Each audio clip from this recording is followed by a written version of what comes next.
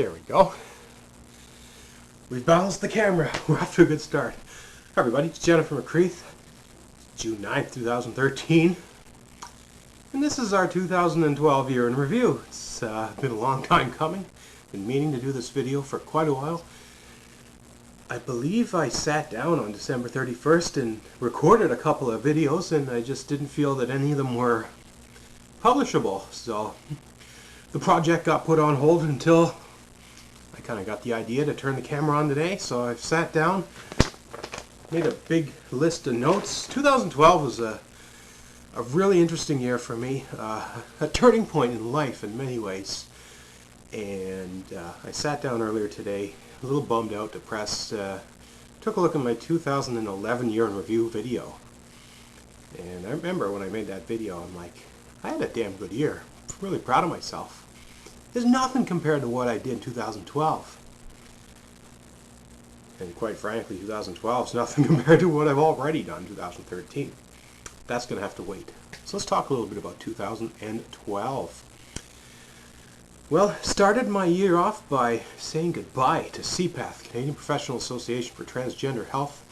I'd spent the previous year as a member. I was actually recruited by the president of this organization to come in and help them write some policies to specifically look at ways to get non-credentialed doctors into the organization with voting rights. Bit of a tricky situation, a slippery slope.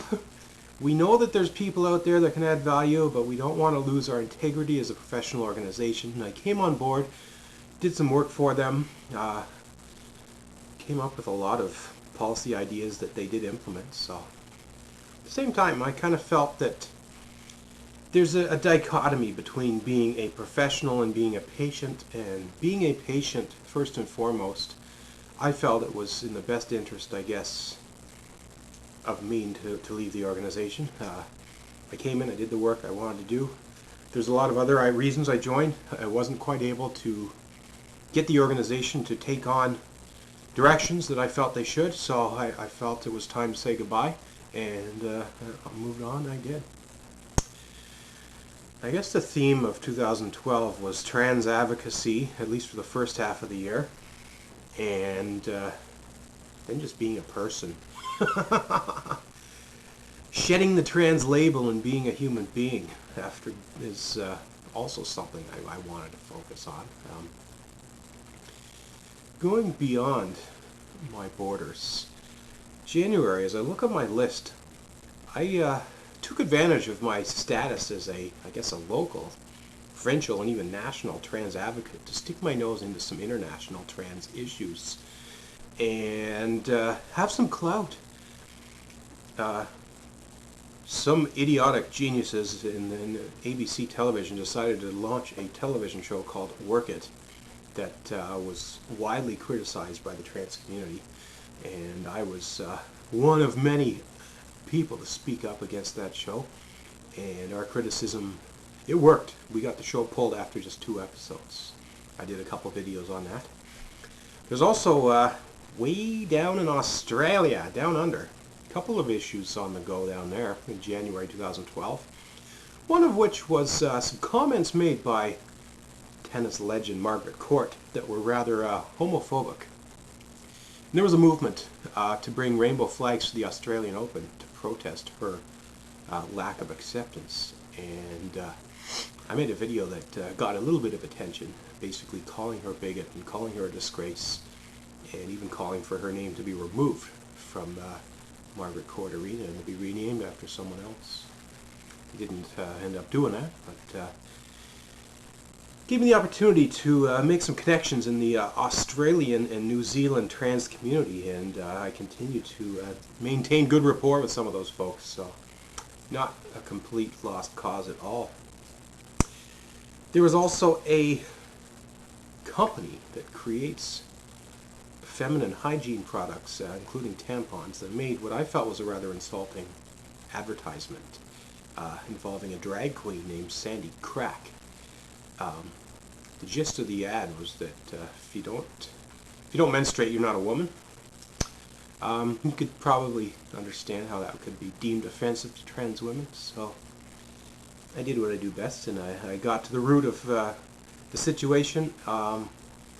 Turns out that Sandy Crack, a drag queen, is well known as a drag queen, so it was not meant to be offensive. It was more of a humorous way of saying we recognize that Sandy Crack is not somebody who menstruates. But in the end, I had a good dialogue with, I think, two communities that misunderstand each other a lot are transsexuals and drag queens. And it was nice to actually have rapport and a conversation with Sandy Crack about the difference in the dichotomy. And I think we both walked away gaining an understanding of how we can work together to solve myths that we face from society at large. Mr. Floyd, Tennessee politician, is it Richard Floyd? Wanted to come up with a anti-trans human rights bill that would essentially make it illegal for gender variant people to use public washrooms. So I had one of my best rants ever, the video blog. I even challenged the guy to a fight and emailed it to him directly. He didn't respond though.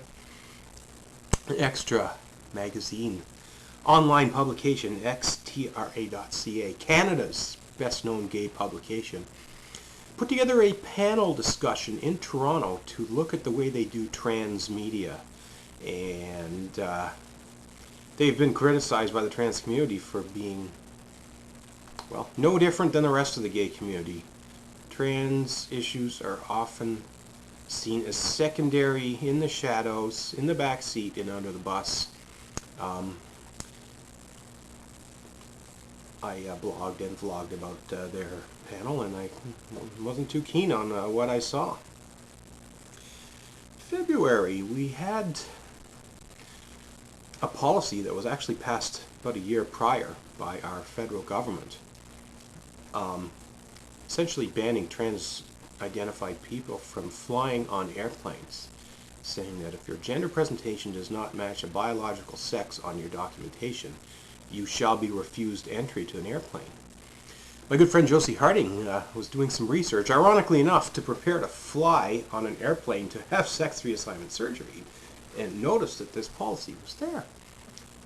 She blogged about it, and that led me to blogging about it, and whoa, everyone saw my blog. It went viral. It led to some of the best known trans advocates in the country blogging about this. Massive media attention worldwide over this story. Goes to show you what social media can do. In the end, the policy still stands, but it hasn't really been enforced because trans people are flying on airplanes.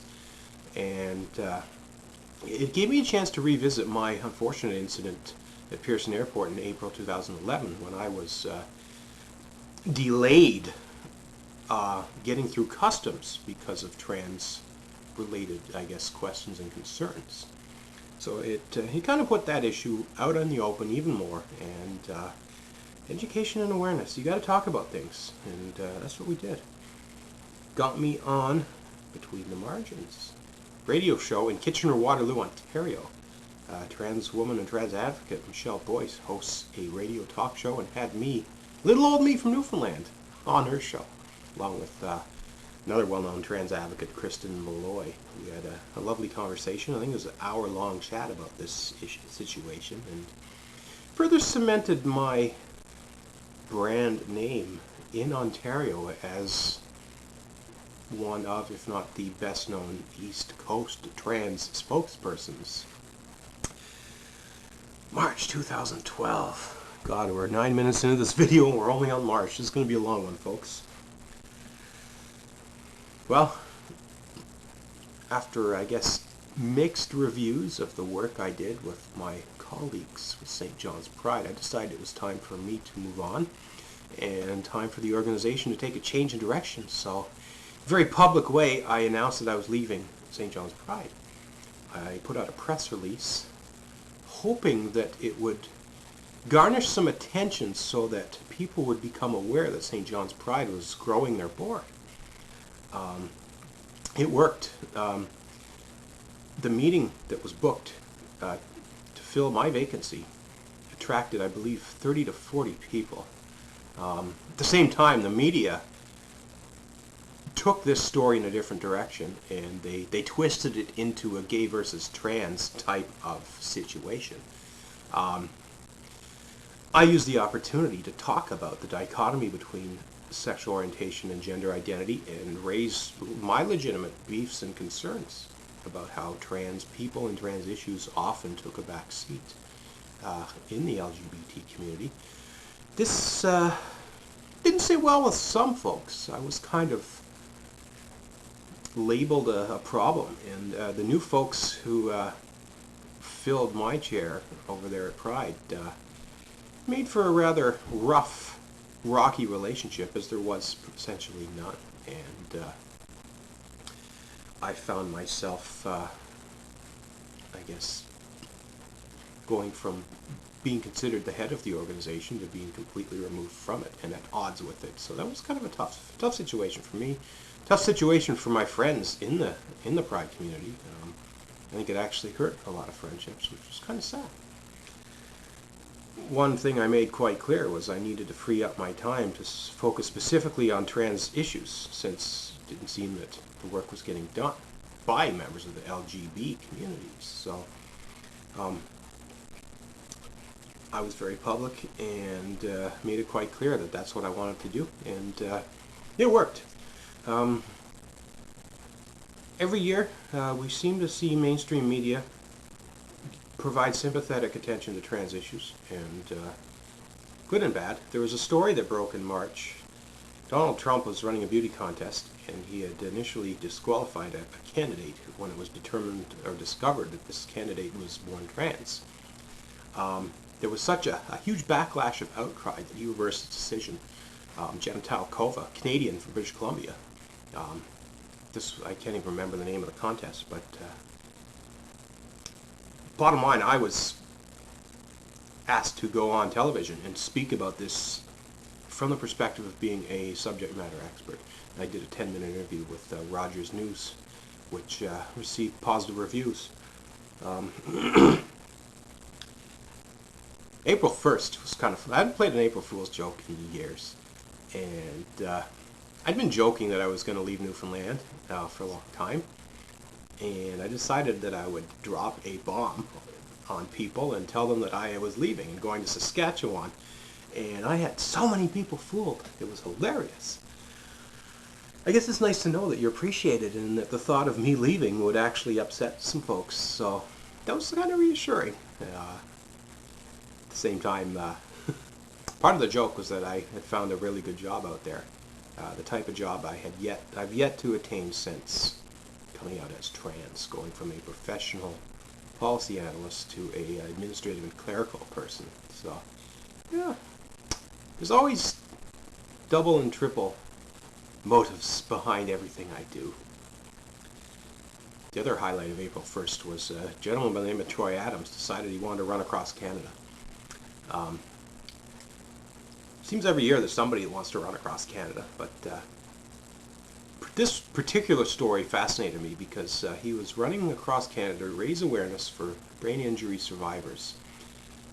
Troy was in a car accident and literally had his brain rattled, and he went through, I guess, a huge rehabilitation thing to the point where he was able to integrate himself back into society. Unfortunately, he found himself fighting myths, and brain injury and transsexualism are not related at all, but the one thing we have in common is myths. People don't take us seriously. People make false assumptions about our abilities. So I found myself warming up to this cause, and I reached out to Troy, actually mapped out his run through Newfoundland, and actually ran the first 3 kilometers with him, which was a lot of fun for me. Especially since we started at the top of Signal Hill and did an interview, which I posted on my vlog. And 1K into our run, we hit the Terry Fox Monument, where Terry Fox started his run. So I don't know if I'll ever get to run across Canada. It's always been on the bucket list, but to at least say that I ran alongside of someone who ran across the country is pretty cool. Are we still in April or are we into May? I think we're into May now. After 3 years, the Human Rights Commission came back and dismissed my complaint without sending it to inquiry. This, of course, with regard to trans health. I was shocked and surprised because there were hints that they were leaning towards wanting to settle with me over the costs of care that I was not, the province refused to pay for. So I was quite surprised and shocked when it got thrown out, and that led me to create an entity known as Newfoundland Patient Association for Transsexual Health, to raise awareness about this travesty, how we are being denied fundamental health care. Even more shocking was the fact that my story was ignored. The media did not care. They did not respond for interviews. They did not reply to my press release. So one thing that did happen was that an organization known as Planned Parenthood booked an event in which they brought the Human Rights Chair to come in and give a speech on International Day of Homophobia. And I was quite upset and offended that right after this guy's office threw out my complaint that he would be talking about trans rights. So I took a few shots at him, and through the media and through Twitter, and again made it quite clear that just because gay people have human rights doesn't mean trans people have them. It's a different issue. And Bill C-279, there's been commentary over the past year and a half on that. We're still not there. We still don't have human rights protection for gender identity or gender expression. And that's a problem. Oh my. Probably the worst thing that happened to me in the year was my ankle ligament, which I hurt in October 2011, continued to be a problem. For the first time since taking up the sport, I did not run a marathon at all. I said goodbye to consecutive streaks. I'd run 5 Mississauga marathons in a row. Said goodbye. Didn't run the 6th one. Newfoundland Provincial Marathon, Cape to Cabot, didn't run any of them. In fact, I only ran one race. It was a half marathon in May, which I struggled start to finish, wire to wire, dead last. Took me just under 3 hours. Very sad, disappointing year in terms of running for me. So it's kind of tough. June, 17 minutes. We're on June. Okay, we're going to get this in about 40 minutes, maybe a little less. So bear with me. Provincial government launched a bill to amend the Privacy Act, Access to Information Protection, Privacy Bill 29, as it was well known as. Secrecy bill was kind of the term the critics applied to it.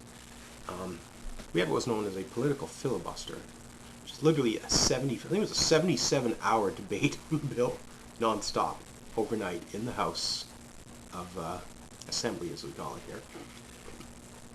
Being a former privacy professional, I was quite interested and intrigued by the bill and the process.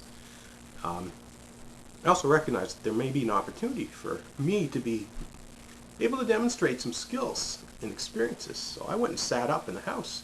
2 o'clock in the morning. Not too many people in the public gallery. In fact, there was at one point where I was the only person there. Sent a pretty interesting message. I mean, there's, what do we got?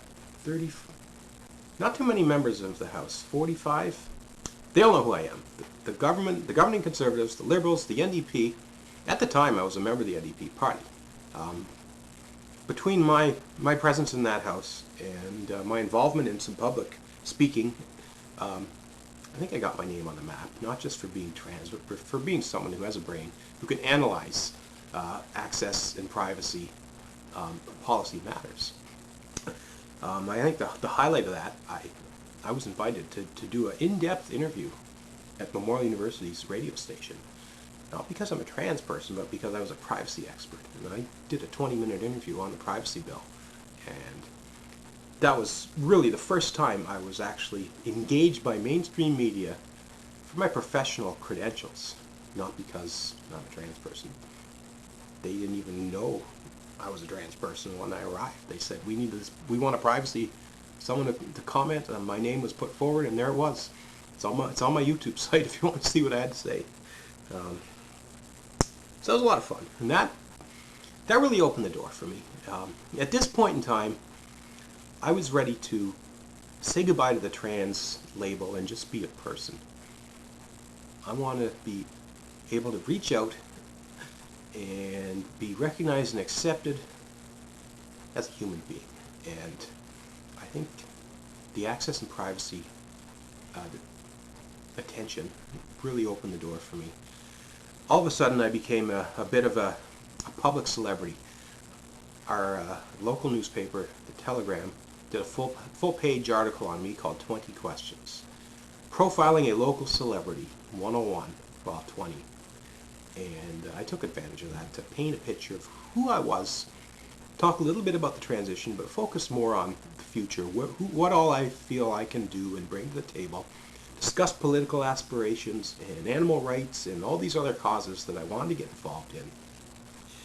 And that led to a 30-minute biography program on Rogers News, in which I was profiled extensively, not for being trans, but for being a public figure who just so happens to be trans, but who's also a marathon runner, a privacy and policy professional, among so many other things. And I spent a lot of time just being the go-to quote person. No matter what issue was on the plate, the news, they wanted me to comment because they knew I had something interesting to say. NTV, well-known TV station here, the most watched news station in Newfoundland, had me on several times on what's known as the Speaker's Corner, the question of the week. And almost every time I was there, they aired me. So, yeah, tons of fun. What else do we do? Crandall Scandal. My good friends in New Brunswick, in the LGBT community there, had some concerns that all three levels of government were funding a homophobic and transphobic private educational institute. And I got involved in a letter writing campaign and a media blitz to raise concern about this. And I also paid a visit to New Brunswick to visit members of the LGBT community and hang out with them and give them my support. So it was a lot of fun. What else do we do? That's back with the World Out Games, people. I can't even really remember what it was about, but I made it quite clear that I was not happy at the way that they silenced and made their trans athletes invisible. I mean, it's common knowledge that through me they created a trans acceptance, a gender-inclusive policy that allowed trans athletes to take part without having to accept male or female label. But they weren't very open about the fact that they'd done this, and they weren't going to renew this idea. So I made it quite clear that I would not be returning to the World Out Games 2013 to defend my marathon and swimming championship titles. And that made it interesting. What it did do was their main rival, the Gay Games, the Federation of Gay Games, reached out to me, and we had a conversation about transgender athletes and trans sports. And bottom line is I've developed a good rapport with the Gay Games and the Federation of Gay Games, and it is indeed my intention to participate in the next Gay Games, which will take place 2014, Cleveland, Ohio, of all places. So, tons of fun. Late June, we're halfway through the year. Probably the most tragic thing that happened in this province was a young athlete by the name of Erin Bursey got hit by a car, and she was the captain of the volleyball team at the university, a volleyball team that I've been a big fan of literally for the past 5 years. So this really kind of hurt me emotionally, even though I didn't know Erin. I had watched her play volleyball, and I'd become acquainted with most of the team. Traffic safety and pedestrian safety has been a major concern here in the city, and I was part of a group in the neighborhood. She got hit just down the road from where I live, so that's another reason that I think it really upset me. There was a group of concerned citizens that went all the way down to City Hall and presented a petition and asking that they take a closer look at Thorburn Road and consider putting in an extra crosswalk at the intersection or at the neighborhood there. got me on VOCM. Genuine me taking an interest in my community. We don't have a crosswalk, but at least it was another way for me to reach out and show that I was a member of society and a citizen who was concerned about the safety of citizens. July, we're halfway there, folks. Well, I mentioned how I'd left Pride and had a bit of a rocky relationship with them.